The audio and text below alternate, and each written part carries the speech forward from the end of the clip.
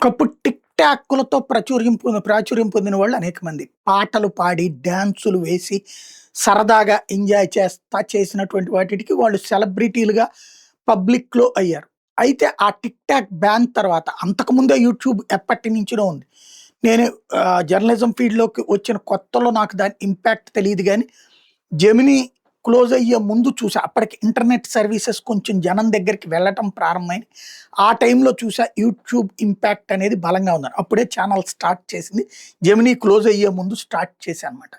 ఆ తర్వాతన ఇక పూర్తిగా ఈ కార్యక్రమం మీదనే ఉంటూనే ఏబీ 24/7 అయినా, లేకపోతే ప్రైమ్ 9 అయినా నేను పనిచేసింది. అట్ ద సేమ్ టైమ్ వాళ్ళకి కూడా ముందే చెప్పి మరి నేను ఇది చేసుకుంటానని వాళ్ళతో ముందుగానే ఒప్పందం చేసుకొని ఆయా సంస్థల్లో పనిచేశాను. ఈ యూట్యూబ్ నడుపుకుంటూ ఉన్నాను. ఆ తర్వాతన ఇక అన్నీ వదిలేసి ప్యూర్‌లీ యూట్యూబే 4 ఛానల్స్‌తో నడుపుకుంటా ఉన్నాను. నా డిజిటల్ ప్లాట్‌ఫారాల్లోనే ఇయన్నీ చేస్తూ ఉన్నాను. ఇదెందుకు చెప్తున్నానంటే యూట్యూబ్ అనేటటువంటిది అటు అన్ని రంగాలు విద్య, వైద్యం, మీడియా అనేక రంగాలకు సంబంధించినటువంటి వాళ్ళకి ఒక మంచి ప్లాట్‌ఫార్మ్ ఇచ్చింది. అద్భుతమైన అవకాశం ఇచ్చింది. తక్కువ ఖర్చుతో ఎక్కువ మందికి రీచ్ అయ్యే అవకాశం కల్పించింది. తద్వారా ఏదైతే టీవీ ఛానళ్లలో, పేపర్‌లలో దశాబ్దాల తరబడి పని చేస్తే వచ్చిన పేరుకి 10 రెట్లు పేరొచ్చింది మన దగ్గర ప్రతిభ ఉంటే. ఇప్పటికీ ఏది ₹1,00,00,000 ఖర్చు పెట్టి 60, 70 వేల సబ్‌స్క్రైబర్‌లు ఉన్నోళ్ళున్నారు. 10,00,00,000 ఖర్చు పెట్టి నష్టపోయిన వాళ్ళున్నారు. కానీ అట్ ద సేమ్ టైమ్ నిజంగా మన దగ్గర కొంత టాలెంట్ ఉంటే, సబ్జెక్ట్ ఉంటే ప్రజలు ఆదరిస్తారనడానికి సాక్ష్యం ఇవి నాకు సంబంధించి నాకొక ధైర్యాన్ని ఇచ్చింది ఈ సమాజం యూట్యూబ్ ద్వారా. ఎందుకంటే ఒక 10,30,000 మెయిన్ ఛానల్‌లో ఉంటే, అన్ని ఛానల్‌లు కలిపితే నాకు సంబంధించి 4 ఛానల్‌లు కలిపితే దాదాపు 15,00,000 సబ్‌స్క్రైబర్లున్నారు. అట్ ద సేమ్ టైమ్ వివిధ ప్లాట్‌ఫారాలన్నీ కలిపితే ఒక 20,00,000 మందికి రీచ్ కాగలుగుతున్నాను నేను. అట్ ద సేమ్ టైమ్ నా దాంట్లో ప్రేమించే వాళ్ళుంటారు, అభిమానించే వాళ్ళుంటారు, చూద్దాం అనుకునే వాళ్ళుంటారు, ద్వేషించే వాళ్ళు గూడా ఉంటారు. కానీ ద్వేషించే వాళ్ళ సంఖ్య తక్కువ, ప్రేమించే వాళ్ళ సంఖ్య ఎక్కువ సబ్‌స్క్రైబర్స్‌లో ఉండేది. ఇది నేను గర్వంగా చెప్పుకోగలను. సేమ్ టైమ్ సమాజంలో ఏదైతే మీడియా ఏ పాత్ర అయితే వదిలేసిందో ఆ పాత్రని అంటే భవిష్యత్తులో ఏదన్నా సంస్థ పేరు చెప్తే ఆ పార్టీ గదా మీది అనేటటువంటి స్టేజీతో పాటుగా నాలాంటోళ్ళు మాట్లాడినప్పుడు కూడా పార్టీ ముద్రలు వేసే ప్రయత్నం చేస్తారు.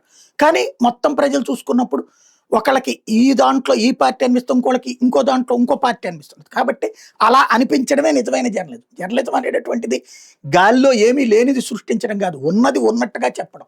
అది పత్రికలు, టీవీలు కరువైనటువంటి వేళ నాలాంటోళ్ళకి ఒక మంచి ప్లాట్‌ఫార్మ్ అయింది. నేను 4 ముద్దలు తింటున్నా.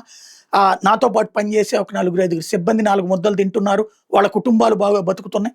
అట్ ద సేమ్ టైమ్ ఈ వ్యవస్థ అన్నటువంటిది ఒక ఉపయోగకరమైనటువంటి స్థితిలో ఉన్నాం. కానీ సమస్య ఏంటంటే సంపాదన కంటే పన్నులు ఎక్కువైపోతున్నాయి. అమెరికా వాళ్ళు 13% కట్ చేసుకొని ఇస్తారు.